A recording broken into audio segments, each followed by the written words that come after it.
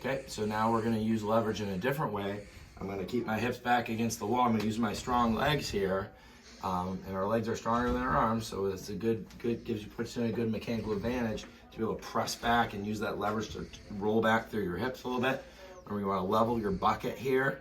If you imagine your lower ribs is like the lid of, say, like a 5-gallon paint bucket, you want to put the lid on top to get a nice good seal so the paint doesn't dry out. You gotta line those things up. And then we gotta use your abdominal muscles to pull back through those lower ribs to anchor them here. So remember, we're gonna open this up to pull out those creases, but to anchor the lower part down, you use your abdominal muscles and core, but we also have to drive that back. So you wanna think about this as almost a wheel here too, to pull that down, but you can't collapse here. You gotta keep that up and back. Shoulder blades, kind of the same thing on the other side to counter that. So we're anchoring back down and through. This is up and through. We're closing off this space, using that leverage to open up the back here, especially if you have low back pain, but also just collapsing. We don't want to collapse through there. So for something like a shift and lift, when you do this, you're leveraging. Just imagine like a backyard volleyball net. This is like, we'll say everything's made out of plastic these days. This is like a 3/4 inch PVC pipe.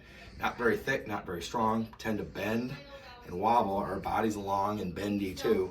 So we gotta anchor down here and stabilize the leverage through here and through our invisible tail back through here, and that's gonna stabilize you so you don't bend.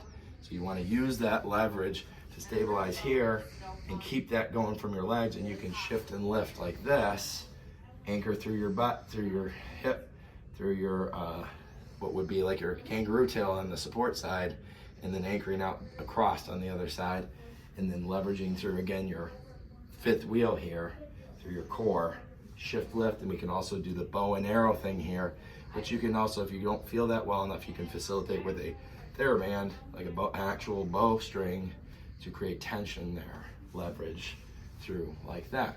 Good.